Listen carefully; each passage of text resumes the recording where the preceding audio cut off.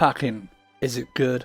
Yeah. In Unpacking, you unpack boxes of someone who's recently moved and put all their stuff away. While you can put anything anywhere, in order to complete a level, you must put certain items in certain places. For example, knives and forks go in the cutlery drawer, but that's an obvious one. There's a few less obvious ones, and with some items, I was putting them where I put them in the actual real world, and the game was like, oh no, that doesn't go there. I was like, oh, okay. Speaking of things I do in the real world, I like to stack things. In this game you can stack similar items such as plates on plates, but you can't stack plates on plates followed by bowls on bowls on top of said plates. Also, pans on pans on pans. Who needs a saucepan lid? We're not trying to be Gordon Ramsay around here. The game has a nice pixelated look to it, but this did have some issues, like knowing what on earth I was looking at.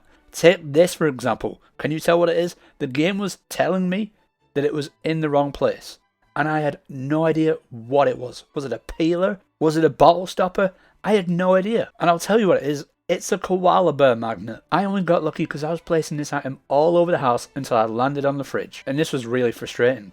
As you progress through the game, you'll have more rooms to unpack, and sometimes items will be in the wrong room, and you'll have to move them. This is a bit annoying, but you can easily move rooms with either L1 or R1. There is a quicker way by using the triangle button, but I just used L1, R1. The game is quite short, and I did everything that the game had to offer in a little over 4 hours.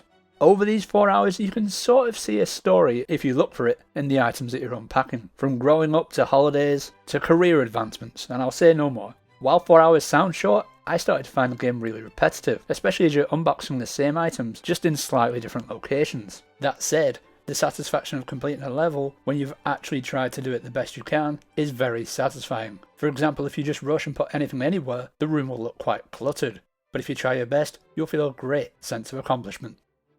The game is quite relaxing, but I couldn't help but feel deep down a sense of dread with the amount of boxes that I always had to unpack. But I could definitely see myself coming back and replaying the levels and placing the items in different places.